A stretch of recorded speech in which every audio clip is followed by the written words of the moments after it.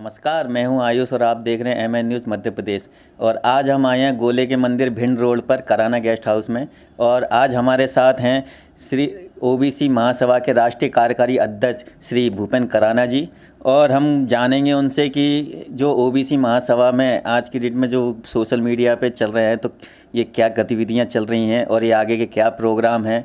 और आजकल हम कुछ देख रहे हैं सोशल मीडिया पर, जो कराना गेस्ट हाउस में जो ग्वालियर आने वाले बच्चों, पढ़ाई करने वाले और वो एग्ज़ाम देने वाले बच्चों के लिए कराना गेस्ट हाउस जो फ्री में और निःशुल्क दे दिया गया है सुविधा, तो उसके बारे में विस्तार से जानेंगे।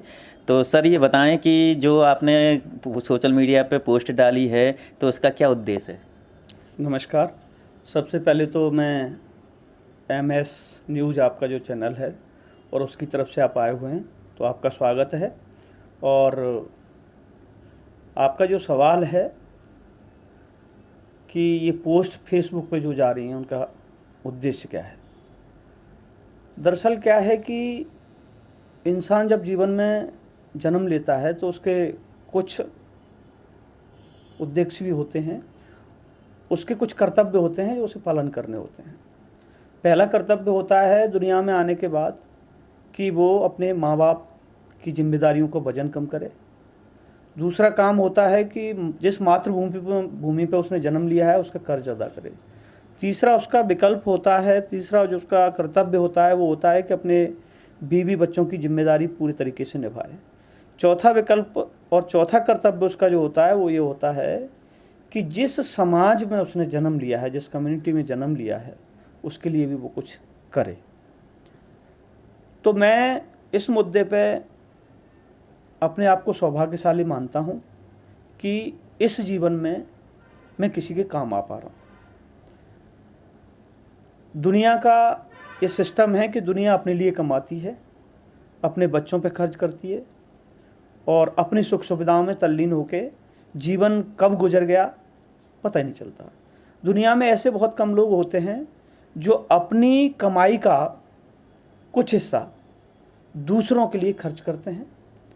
और मेरा मानना यह है कि जो कुछ हिस्सा जो दूसरों के लिए खर्च होता है वही आपके जीवन का अंतिम सार होता है।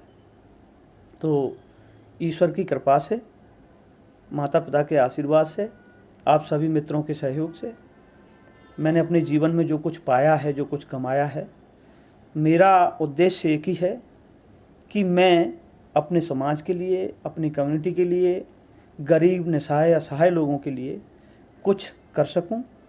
उसी क्रम में मैंने सेवा भाव से ये छोटे से आसियाने जिसका नाम कराना पैलेस है उसका निर्माण किया है और ये बिल्कुल निःशुल्क है। अभी आपने देखा होगा, एक पोस्ट मैंने डाली थी कि कहीं से भी कोई व्यक्ति आता है जिसके पास आर्थिक स्थिति के हिसाब से उसको समस्या है, कोई परेशानी है, तो वो यहाँ के निःशुल्क रुक सकता है। और जो बच्चे हैं जो किसी कंपटीशन की परीक्षाएं, प्रतियोगी परीक्षाएं देने आते हैं या अपने कॉलेज की परीक्षाएं देने आते हैं बाहर से, तो वो छात्र छात्राएं यहाँ आके आराम से रुक सकते हैं और हमसे रुकने के साथ साथ जो भी उनकी सेवा बन पड़ती है वो हम करते हैं। इसी उद्देश्य से हमने इसका निर्माण किया है। दूसरा, राजनीतिक के हिसाब से मैंने कई, जैसे आम आदमी पार्टी में मैं पूर्व प्रदेश अध्यक्ष ओबीसी विंग भी रहा हूँ, ग्वालियर जिलाध्यक्ष भी रहा हूँ, ग्वालियर जोन का प्रभारी भी रहा हूँ और इससे पहले मैं शासकीय सेवा में था। तो कई दौर से मैं गुजरा हूँ, व्यापार से भी गुजरा हूँ। तो मैंने ये देखा है कि अपन जीवन की आपाधापी में भूल जाते हैं कि हमारी ज़रूरत किसी को है। अब वो आप तक तभी पहुँचेगा जब आपका कोई मोनोग्राम होगा, कोई आपका एक बैठने उठने का कोई एक ऐसा स्थान होगा जहाँ वो आपसे मिल सके। उसके उद्देश्य से हमने ये सब काम स्टार्ट किया है। और जनसेवा की जहाँ तक बात करेंगे तो कोरोना काल से लेके और पिछले 10 वर्षों से लगातार मैं इस काम को कर रहा हूँ। ये मेरे लिए कोई नई बात नहीं है और आगे भी मेरा ये संकल्प है कि जीवन में जो भी आता है अपनी किस्मत का लेके आता है। यदि हम कहें कि हम अपने बच्चों को जो है बहुत कोई आलीशान लाइफ दे के जाएंगे तो ये हमारे बस की बात नहीं। ईश्वर ने पहले ही तय कर रखा है कि किसकी लाइफ किस दौर से गुजरेगी और उसकी लाइफ में कितना आराम है और कितना संकट है। तो अपने अपने हिसाब से सब लोग करते हैं। मेरा संकल्प ये है कि मैं जब तक हूँ लोगों के काम आ जाऊँ, यही मेरे जीवन का अंतिम सार है, इसी को लेकर मैं आगे बढ़ रहा हूँ। तो सर, जैसे ओबीसी महासभा में भी आप भी कई एक्टिव हैं और कई कार्यक्रम करते हैं, तो इसके आगे के लिए क्या रणनीति और क्या गतिविधियां हैं आपकी?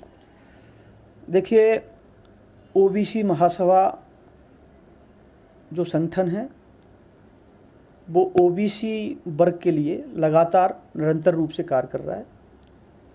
इसके जो संस्थापक अध्यक्ष थे हमारे ओबीसी विजय कुमार जी, उन्होंने काफ़ी संघर्ष के बाद इस एक जो बहुत बड़ा समुदाय है, ये पिछड़ा वर्ग जो है ना, एक बहुत बड़ा समुदाय है।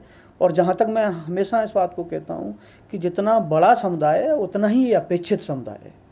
तो इस समुदाय को संगठित करने के लिए और इसके हक अधिकार की लड़ाई की जो मुहिम ओबीसी विजय कुमार जी ने छेड़ी है, मेरा मानना ये है कि उनकी इस मुहिम को आगे ले जाने के लिए ओबीसी समुदाय के अंतिम पंक्ति में खड़े हुए व्यक्ति को भी उनका साथ देना चाहिए।